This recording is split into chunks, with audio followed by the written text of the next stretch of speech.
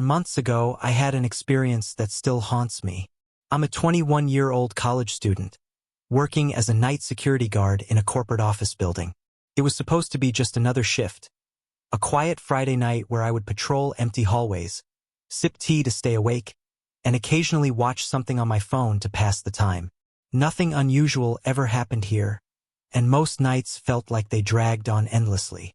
I packed my usual things: change of clothes, a flashlight, my baton, and some snacks for the long hours ahead. The bus ride to the office was uneventful, and I remember feeling relaxed, even a bit bored. I arrived at 9 p.m., changed into my uniform, and watched as the last employees trickled out. By 9:40 p.m., the place was entirely empty, and I was alone. As a security guard, my job was simple: lock the main entrance, then make hourly rounds across the 2 floors of the office building, checking doors, windows, and ensuring that everything was in order. After each round, I would return to the small security room on the ground floor, where I could monitor the cameras and wait for the next hour to pass. It was dull work, but it was easy money. At 11 p.m., hunger struck, and I decided it was time for a break. I laid out my sandwiches, poured myself some tea, and just as I was about to take a bite, I heard it: a faint noise from the second floor. At first, I ignored it, figuring it was probably the building settling or a draft knocking something over. But the noise didn't stop. It was a slow, shuffling sound, as if someone were dragging their feet down the hallway above me. Curiosity got the better of me. Grabbing my flashlight and baton, I ventured up the stairs, telling myself that it was probably nothing. But as I reached the second floor, the noise stopped. The hallway was dark. Only the emergency lights cast dim pools of light on the floor, and shadows clung to the walls.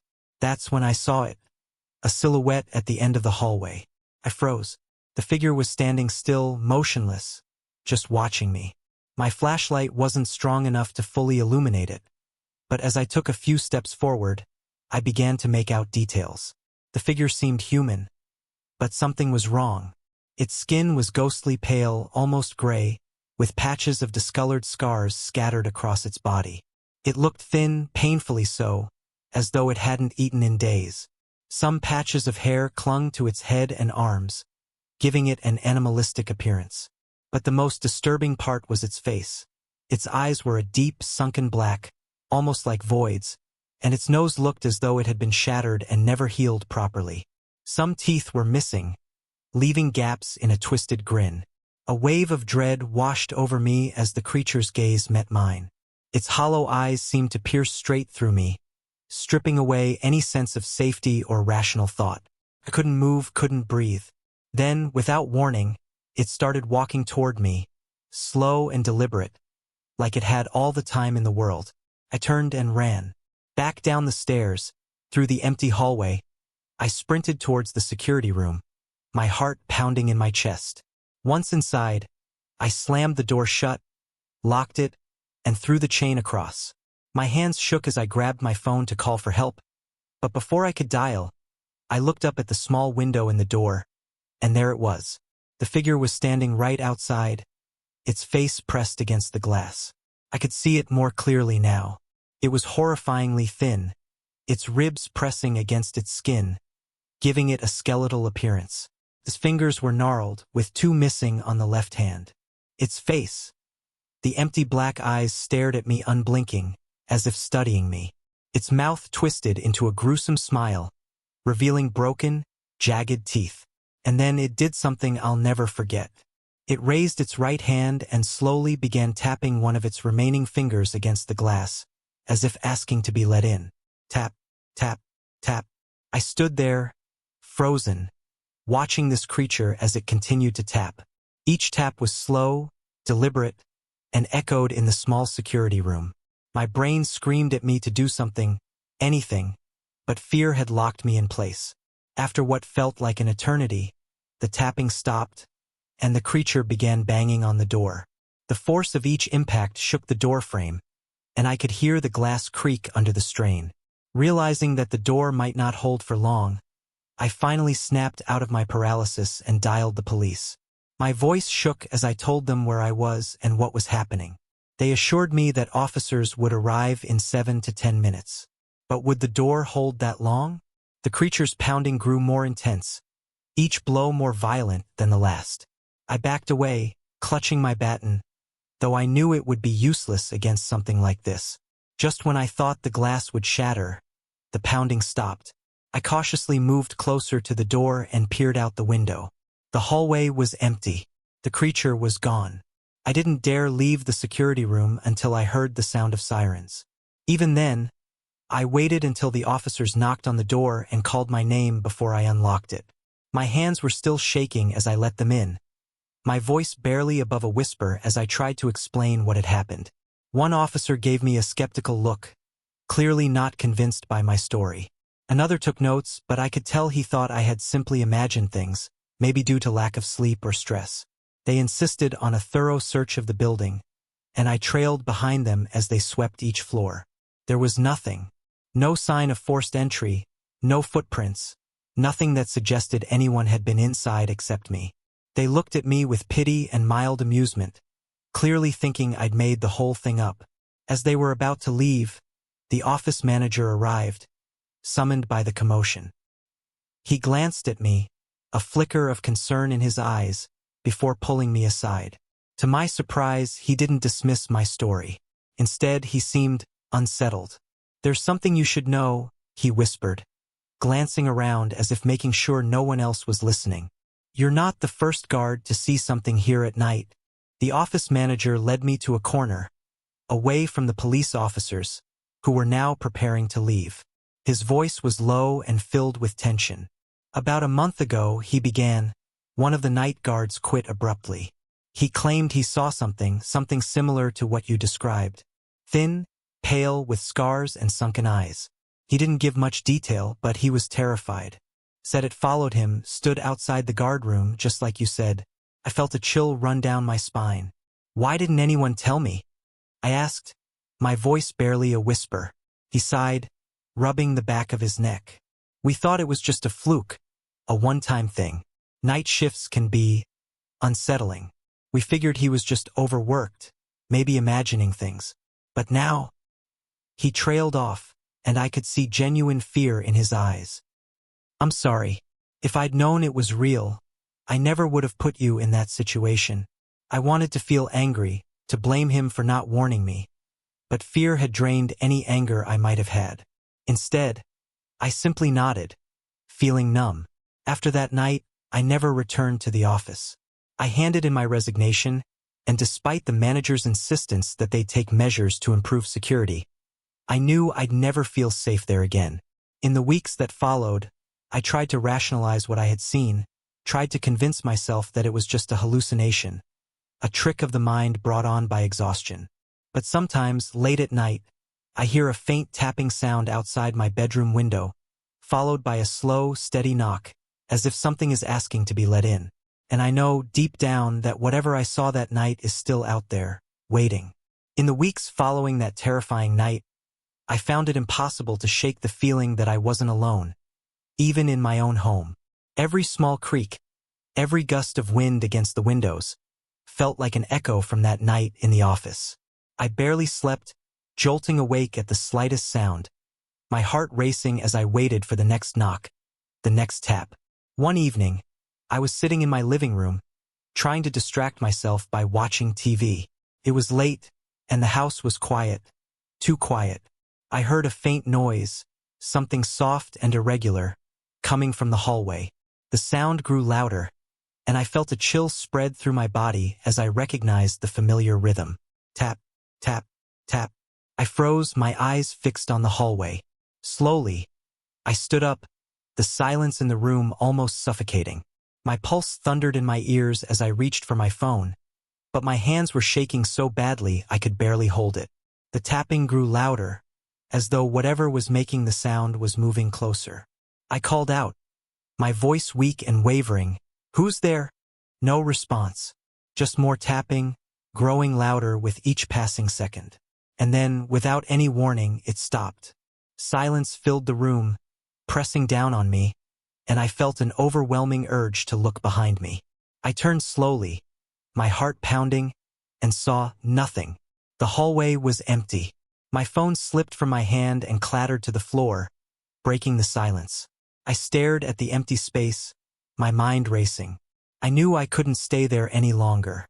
Grabbing my keys and jacket, I bolted from the house, the cold night air hitting me as I ran down the street, not stopping until I was far away. I didn't go back that night. The next morning, after a sleepless night at a friend's place, I knew I had to do something. I couldn't keep living in fear, running away every time I thought I heard a noise.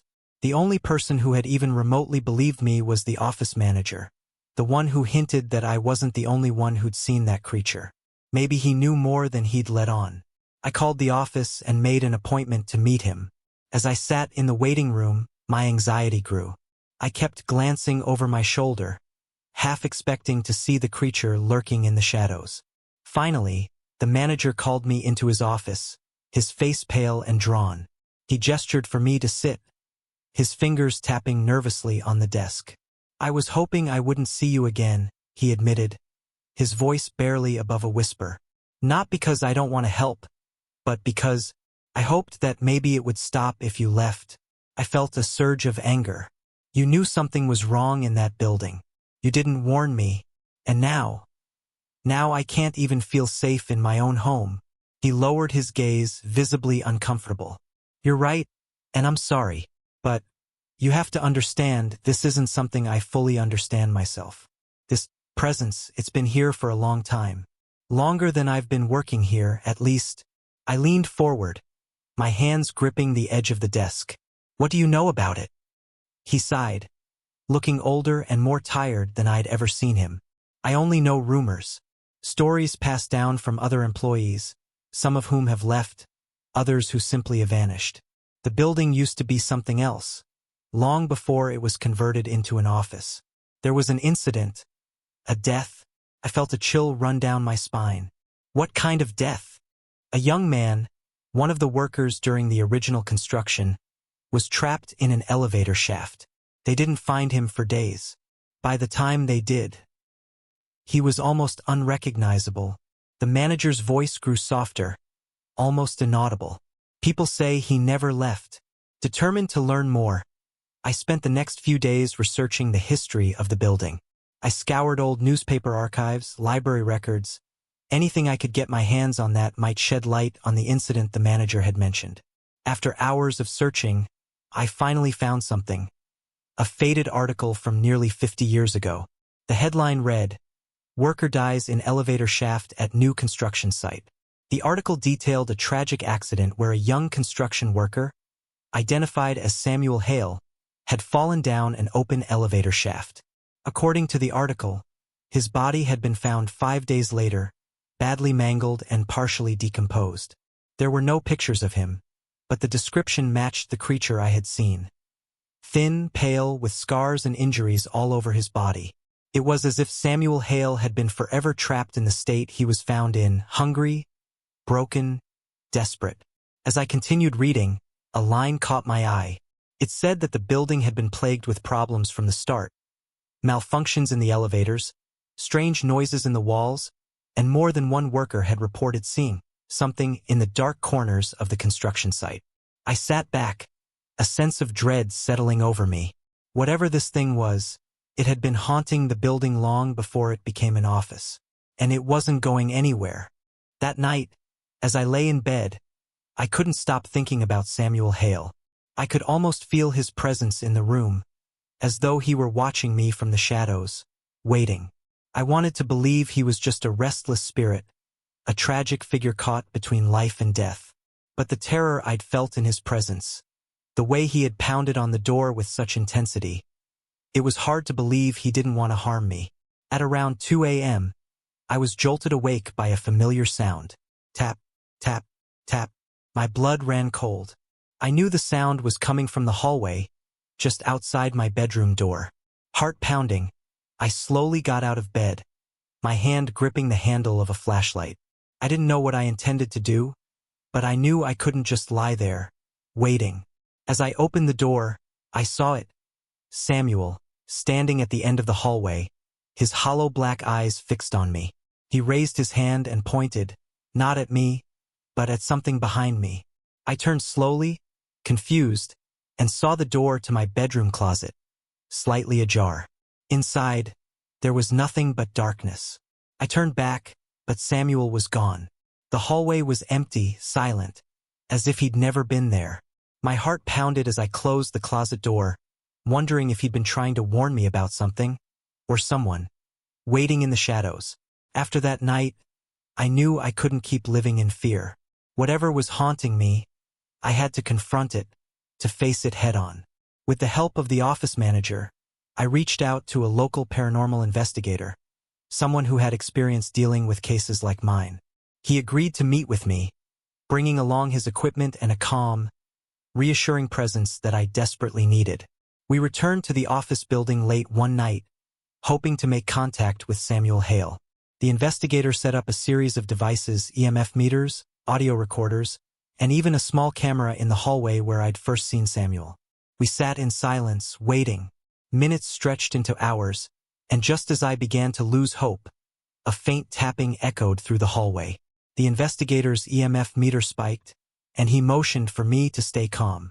In a soft voice, he spoke into the darkness. "Samuel, if you're here, we're listening. What do you want?" For a moment, there was nothing. Then, a voice crackled through the audio recorder, distorted but unmistakable. It was weak, barely a whisper, but it sent chills down my spine. "Home," it said. "Let me go home." The investigator nodded, as if he'd expected this. He explained that sometimes, spirits remain trapped in places they died, unable to move on without help. Together, we recited a simple blessing, asking Samuel to find peace, to move on from the place where he had suffered so much.